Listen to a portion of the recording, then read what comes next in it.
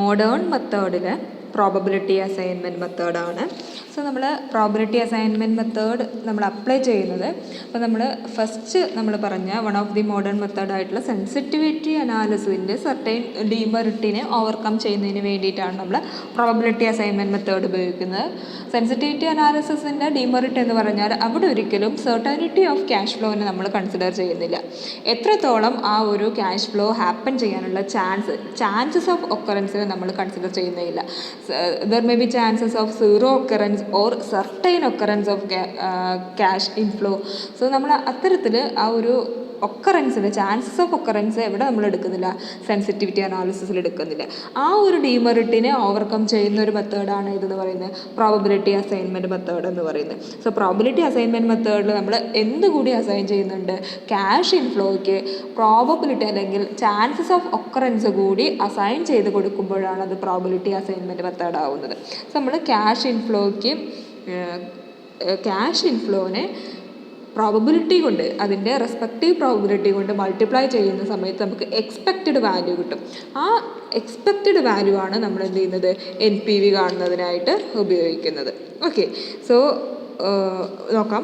The biggest disadvantage of the sensitivity analysis is that the various cash flows occurring over time under different conditions are not differentiated on the basis of their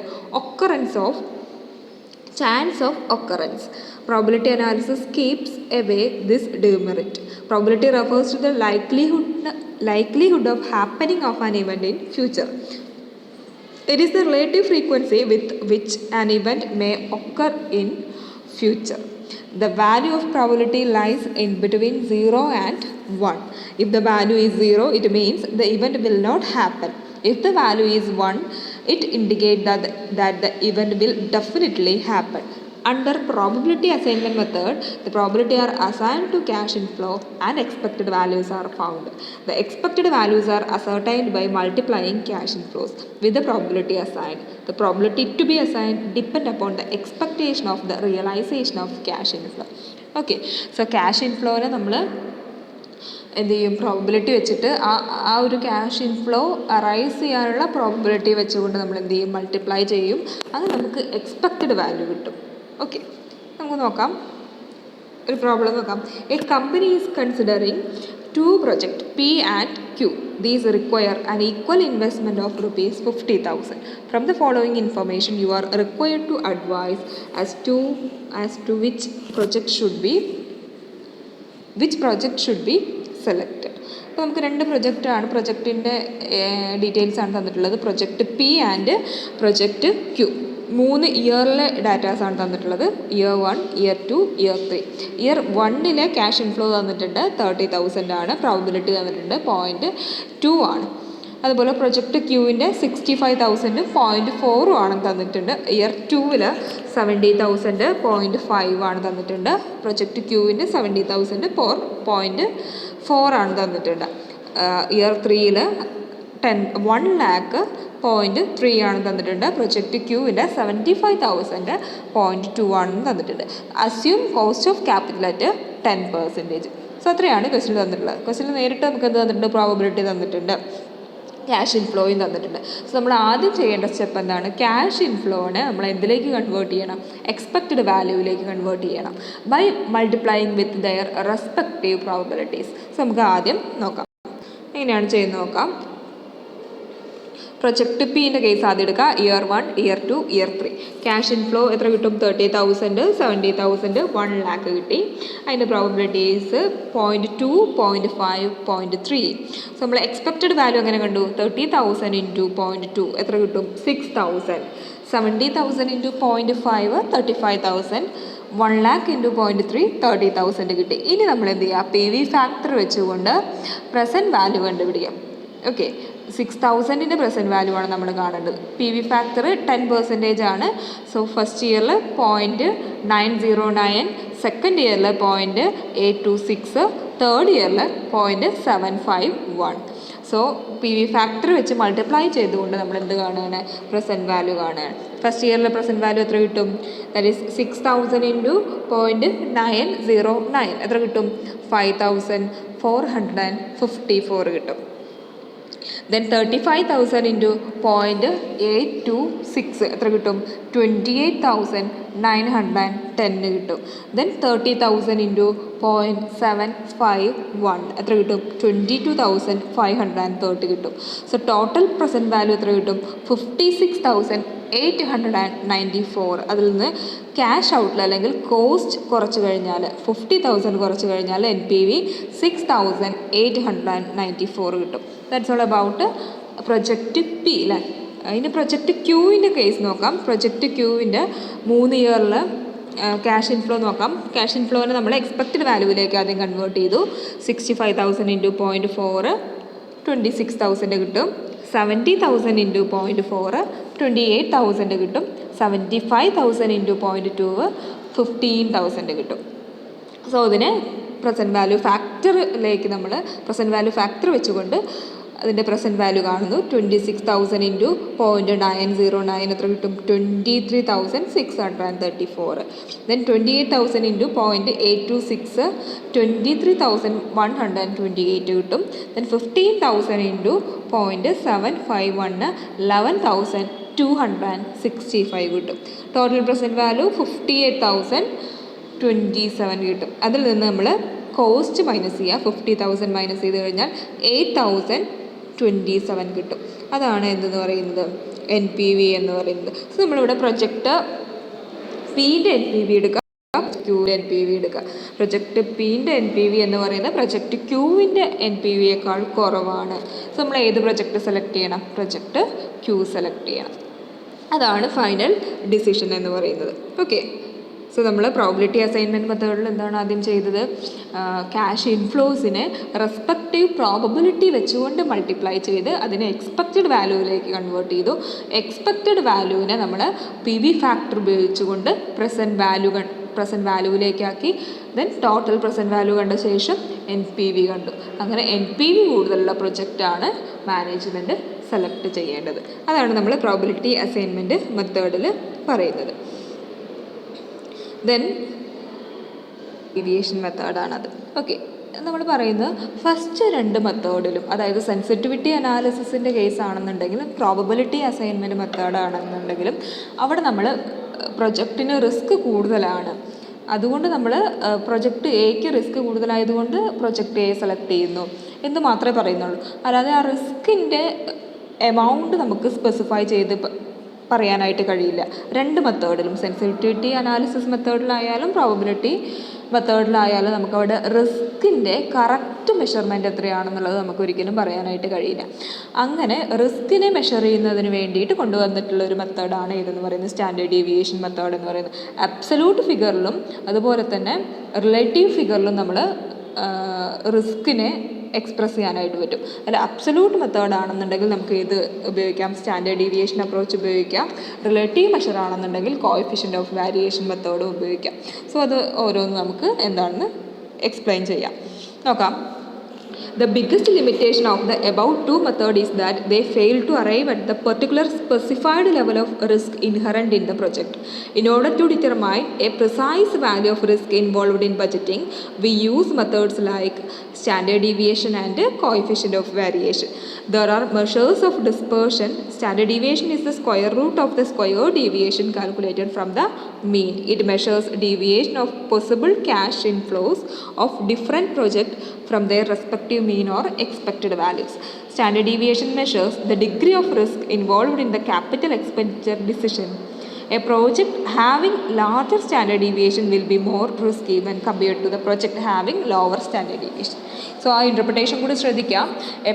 എപ്പോഴും എന്താണ്, standard deviation കൂടുതലുള്ള പ്രൊജക്റ്റുകൾ high risky പ്രൊജക്റ്റുകളും standard deviation കുറവുള്ള പ്രൊജക്റ്റുകൾ low risky പ്രൊജക്റ്റുകളുമായിരിക്കും. So ഏത് project select ചെയ്യണം എന്നുള്ളത് മാനേജ്മെൻറ്റിൻ്റെ ആറ്റിറ്റ്യൂഡിനനുസരിച്ചിട്ടായിരിക്കും. ഓക്കെ. ഫോർ എക്സാമ്പിൾ നോക്കാം. അതിന് മുന്നായിട്ട് ഇതിൻ്റെ സ്റ്റെപ്സ് ഒന്ന് നോക്കാം. Compute the mean value first. The arithmetic average of the possible cash flows. So mean value എന്ന് പറഞ്ഞാൽ എന്താണ്? മീൻ വാല്യൂ കണ്ടുപിടിക്കലാണ് ആദ്യം ചെയ്യുന്നത്. മീൻ വാല്യൂ എങ്ങനെ കണ്ടുപിടിക്കുക? It is the arithmetic mean of the possible cash flows ആണ്. Okay. Then calculate deviation between the mean value and the possible cash flows. That is D അല്ലേ. Okay. D കണ്ടുപിടിക്കാം. Then square the deviation and obtain the total. Square the deviation എന്ന് പറഞ്ഞാൽ D square ഉണ്ട് അല്ലേ, ഇവിടെ എഴുതിയുള്ള expression തെറ്റാണ്. Sigma D square ആണ് നമുക്ക് കിട്ടുക അല്ലേ, sigma D square. Then apply the following formula. എന്താണ് സ്റ്റാൻഡേർഡ് ഡീവിയേഷൻ കണ്ടുപിടിക്കുന്നതിനുള്ള formula? Root of sigma D square. Okay നമുക്ക് നോക്കാം, ഒരു എക്സാമ്പിൾ നോക്കാം. On the basis of information given below find out which project is more risky according to standard deviation approach. Standard deviation approach പ്രകാരം ഏതാണ് risky ആയിട്ടുള്ള project എക്സും തന്നിട്ടുണ്ട്, project വൈയും തന്നിട്ടുണ്ട്. ഫസ്റ്റ് 4 വർഷത്തെ ക്യാഷ് ഇൻഫ്ലോസ് തന്നിട്ടുണ്ട്, പ്രൊജക്റ്റ് എക്സിൻ്റെയും പ്രൊജക്റ്റ് വൈൻ്റെയും. പ്രൊജക്റ്റ് എക്സിൻ്റെ നോക്കാം ആദ്യം. Year 1 cash inflow 5000, probability 0.3. Year 2 10,000, 0.2. Year 3 20,000, 0.2. Year 4 25,000, 0.3. Proposal Y year 1 2,000, 0.2, 12,000, 0.3, 10,000, 0.4, 20,000, 0.1. അത്രയാണ് നമുക്ക് തന്നിട്ടുള്ളത്. ക്യാഷ് ഇൻഫ്ലോയും തന്നിട്ടുണ്ട്, പ്രോബബിലിറ്റിയും തന്നിട്ടുണ്ട്. നമ്മൾ ആദ്യം കണ്ടത് എന്താണ്? പ്രപ്പോസൽ എക്സിൻ്റെ ക്യാഷ് ഇൻഫ്ലോസ് എടുക്കുക. ദെൻ അതിൽ നിന്ന് നമ്മൾ എന്ത് കണ്ടുപിടിക്കണം? മീൻ വാല്യൂ കണ്ടുപിടിക്കണം. മീൻ വാല്യൂ കണ്ടതിന് ശേഷം ഡീവിയേഷൻ കണ്ടുപിടിക്കണം. ദെൻ ഡീവിയേഷനെ നമ്മൾ എന്ത് ചെയ്യണം? ടോട്ടൽ ചെയ്യണം. ഡീവിയേഷനെ സ്ക്വയർ ചെയ്യണം. ദെൻ സ്ക്വയർ ചെയ്ത ശേഷം ഡീവിയേഷൻ്റെ സ്ക്വയർ ചെയ്തതിൻ്റെ ടോട്ടൽ എടുക്കുക. ദെൻ ആ ടോട്ടലിൻ്റെ സ്ക്വയർ റൂട്ട് കാണാം അല്ലേ. അത്രയാണ് നമ്മൾ ആദ്യമായിട്ട് ചെയ്യാനായിട്ട് പോകുന്നത്. നോക്കാം, പ്രപ്പോസൽ എക്സ് നോക്കാം. സ്റ്റാൻഡേർഡ് ഡീവിയേഷൻ എങ്ങനെയാണ് കാണുന്നത് നോക്കാം. Year 1 cash inflow, deviation, square of deviation, probability, weighted, square deviation. ഇത്രയും കോളംസ് ആണ് ഇതിന് വേണ്ടത്. ഇയർ 1 ക്യാഷ് ഇൻഫ്ലോ എത്രയാണ്? 5,000 ആണ് ക്യാഷ് ഇൻഫ്ലോ എന്ന് പറയുന്നത്. ഇയർ 2 10,000 ആണ്. ഇയർ 3 20,000 ആണ്. ഇയർ 4 25,000 ആണ്. നമുക്കതിൽ നിന്ന് ആദ്യം എന്ത് കാണണം? മീൻ വാല്യൂ കാണണം, അല്ലെങ്കിൽ ആവറേജ് ഓഫ് ക്യാഷ് ഇൻഫ്ലോ കാണണം. എങ്ങനെയാണ് ആവറേജ് കാണുക? ടോട്ടൽ ക്യാഷ് ഇൻഫ്ലോ കണ്ടതിന് ശേഷം ഇയർ കൊണ്ട് ഡിവൈഡ് ചെയ്താൽ മതി അല്ലേ. 5,000 plus 10,000 plus 20,000 plus 25,000 divided by 4. That is 60,000 divided by 4 എത്ര കിട്ടും? 15,000. മീൻ ക്യാഷ് ഫ്ലോ നമുക്ക് കിട്ടി എത്രയാണ്? 15,000 ആണെന്ന് കിട്ടി. ഇനി നമുക്ക് എന്ത് കാണണം? ഡീവിയേഷൻ ഫ്രം മീൻ. ഈ ഒരു ആവറേജ് വാല്യൂവിൽ നിന്ന് ഓരോ ക്യാഷ് ഇൻഫ്ലോയും എത്രത്തോളം ഡീവിയേറ്റഡ് ആണ് എന്നുള്ളത് കണ്ടുപിടിക്കണം. ഫസ്റ്റ് എത്രയാണ്? 5,000 ആണ് അല്ലേ. 5,000 മൈനസ് 15,000 എത്ര കിട്ടും? മൈനസ് 10,000. 10,000 മൈനസ് 15,000 എത്ര കിട്ടും? മൈനസ് 5,000. 20,000 മൈനസ് 15,000 എത്ര കിട്ടും? പ്ലസ് 5,000. 25,000 മൈനസ് 15,000 എത്ര കിട്ടും? പ്ലസ് 10,000. നമ്മൾ ഡീവിയേഷൻ കണ്ടു. ഇനി നമ്മൾ എന്ത് ചെയ്യുക? ഈ ഡീവിയേഷനെ സ്ക്വയർ ചെയ്യാം. 10,000ൻ്റെ മൈനസ് 10,000ൻ്റെ സ്ക്വയർ നമുക്ക് എത്ര കിട്ടും? 1 crore കിട്ടും അല്ലേ. 10 crore കിട്ടും. 10 crore കിട്ടും. ദെൻ 5,000ൻ്റെ സ്ക്വയർ 25 lakh അല്ല, 2 crore 50 lakh കിട്ടും. ദെൻ വീണ്ടും 5,000ൻ്റെ പ്ലസ് 5,000ൻ്റെ സ്ക്വയർ എത്ര കിട്ടും? 2 crore 50 lakh കിട്ടും. 10,000ൻ്റെ സ്ക്വയർ 10 crore കിട്ടും. ഇനി നമ്മൾ എന്ത് ചെയ്യണം? ഇതിനെ പ്രോബബിലിറ്റി വെച്ചിട്ട് മൾട്ടിപ്ലൈ ചെയ്യണം. പ്രോബബിലിറ്റി 0.3, 0.2, 0.2, 0.3 ആണ് അല്ലേ. 10 crore ഇൻറ്റു 0.3 എത്ര കിട്ടും? 3 crore കിട്ടും. ദെൻ 2 crore 50,000 ഇൻറ്റു 0.2 എത്ര കിട്ടും? 50 lakh കിട്ടും. Again 50 lakh. Then 10 crore into 0.3 3 crore കിട്ടും. ദെൻ വെയ്റ്റഡ് സ്ക്വയർ ഡീവിയേഷന് നമ്മൾ എന്ത് ചെയ്യുക? ആഡ് ചെയ്യുക. 3 crore plus 50 lakh plus 50 lakh plus 3 crore എത്ര കിട്ടും? 7 crore കിട്ടും. ഇവിടെ 7 crore എന്ന് പറയുന്നത് എന്താണ്? സിഗ്മ എഫ് ഡി സ്ക്വയർ ആണ് അല്ലേ. Sigma F D square. ഇവിടെ പ്രോബബിലിറ്റി തന്നതുകൊണ്ടാണ് നമ്മൾ എഫ് കൂടി എടുത്തത്. എഫ് കൊണ്ട് കൂടി നമ്മൾ എന്ത് ചെയ്തു? ഡി സ്ക്വയറിനെ മൾട്ടിപ്ലൈ ചെയ്തു. ഇവിടെ പ്രോബബിലിറ്റി തന്നിട്ടില്ലെങ്കിൽ നമ്മൾ എന്ത് കണ്ടാൽ മതിയായിരുന്നു? Root of sigma D square കണ്ടാൽ മതിയായിരുന്നു. പക്ഷേ പ്രോബബിലിറ്റി തന്നത് കാരണം നമ്മൾ പ്രോബബിലിറ്റീനെ ഒരു ഡി സ്ക്വയർ വെച്ച് മൾട്ടിപ്ലൈ ചെയ്ത് എഫ് ഡി സ്ക്വയർ കണ്ടു. ദെൻ എഫ് ഡി സ്ക്വയറിൻ്റെ ടോട്ടലാണ് സിഗ്മ എഫ് ഡി സ്ക്വയർ ആണ് ഇതെന്ന് പറയുന്നത് 7 ക്രോർ എന്ന് പറയുന്നത്. ഓക്കെ, നമുക്ക് root of sigma F D square എത്ര കിട്ടി? 8,367 കിട്ടി അല്ലേ. സോ നമുക്ക് സ്റ്റാൻഡേർഡ് ഡീവിയേഷൻ എന്ന് പറഞ്ഞാൽ റിസ്ക് ആണ് അല്ലേ. സോ പ്രൊജക്റ്റ് അല്ലെങ്കിൽ പ്രപ്പോസൽ എക്സിലെ റിസ്ക് എന്ന് പറയുന്നത് എത്രയാണ്? 8,367 ആണെന്ന് പറയാം. അങ്ങനെയാണെന്നുണ്ടെങ്കിൽ ഇതുപോലെ നമ്മൾ പ്രപ്പോസൽ വൈൻ്റെ കാണാം. എങ്ങനെയാണ്? ആദ്യം 4 ഇയറിലെ ക്യാഷ് ഇൻഫ്ലോ എടുക്കുന്നു, അതിൻ്റെ മീന് കാണുന്നു, ദെൻ ഡീവിയേഷൻ ഫ്രം മീന് കാണുന്നു, അതിനെ സ്ക്വയർ ചെയ്യുന്നു, ദെൻ പ്രോബബിലിറ്റി വെച്ച് മൾട്ടിപ്ലൈ ചെയ്തുകൊണ്ട് എഫ് ഡി സ്ക്വയർ കാണുന്നു, എഫ് ഡി സ്ക്വയറിൻ്റെ സിഗ്മ എടുക്കുന്നു, അതായത് സിഗ്മ എഫ് ഡി സ്ക്വയർ എടുക്കുന്നു, ദെൻ സിഗ്മ എഫ് ഡി സ്ക്വയറിനെ സ്ക്വയർ റൂട്ട് കാണുന്നു. അതാണ് സ്റ്റാൻഡേർഡ് ഡീവിയേഷൻ എന്ന് പറയുന്നത്. എത്രയാണ്?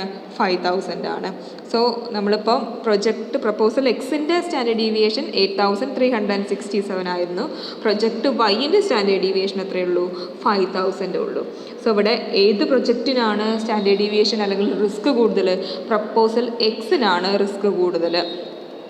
ഓക്കെ, കാരണം എന്താണ്? പ്രപ്പോസൽ എക്സിൻ്റെ സ്റ്റാൻഡേർഡ് ഡീവിയേഷനാണ് കൂടുതൽ. സോ പ്രപ്പോസൽ എക്സിനാണ് റിസ്ക് കൂടുതൽ എന്ന് പറഞ്ഞുകൊണ്ട് നമ്മൾ കൺക്ലൂഡ് ചെയ്യാം. Okay, then coefficient of variation മെത്തേഡാണ് നമ്മൾ പറഞ്ഞു. അബ്സലൂട്ട് മെഷറിൽ കാണുന്നതിന് വേണ്ടിയിട്ടാണ് നമ്മൾ കോഎഫിഷ്യൻ്റ് ഓഫ് വാരിയേഷൻ മെത്തേഡ് ഉപയോഗിക്കുന്നത്. അതായത് എത്ര പെർസെൻറ്റേജ് ആണ് റിസ്ക് എന്ന് പറയുന്നതിന് വേണ്ടിയിട്ട് നമുക്ക് കോഎഫിഷ്യൻ്റ് ഓഫ് വാരിയേഷൻ മെത്തേഡ് എടുക്കാം. എന്നാൽ അബ്സലൂട്ട് വാല്യൂവിലാണ് റിസ്ക് മെഷർ ചെയ്യേണ്ടതെങ്കിൽ നമുക്ക് ഏതെടുക്കാം? സ്റ്റാൻഡേർഡ് ഡീവിയേഷൻ മെത്തേഡ് എടുക്കാം. നോക്കാം.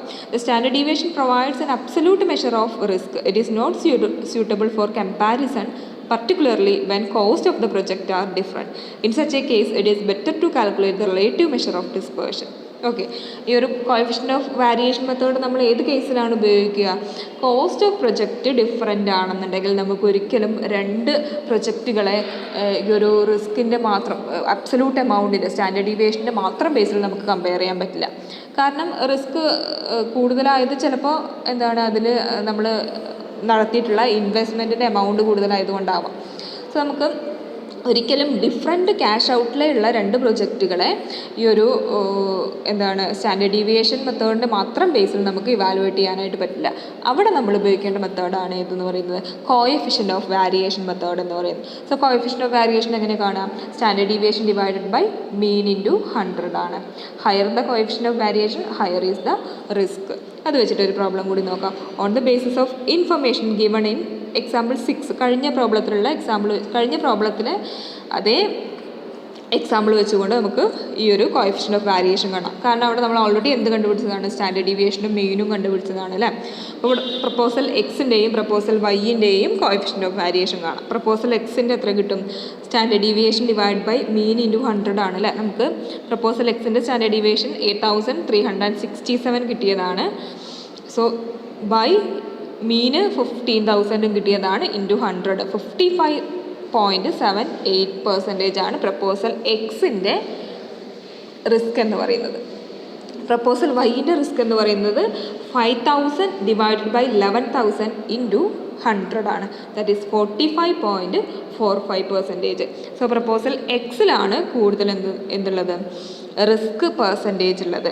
അതുകൊണ്ട് തന്നെ പ്രപ്പോസൽ എക്സ് ആണ് മോർ റിസ്കി ആയിട്ടുള്ളത്. ഇങ്ങനെയാണ് അതിൻ്റെ ഇൻ്റർപ്രിട്ടേഷൻ വരിക. സോ നമ്മളിവിടെ നോക്കാം. സ്റ്റാൻഡേർഡ് ഡീവിയേഷൻ മെത്തേഡിൽ നമ്മൾ പറഞ്ഞു പ്രപ്പോസൽ എക്സ് ആണ് റിസ്കി ആയിട്ടുള്ളതെന്ന് പറഞ്ഞു.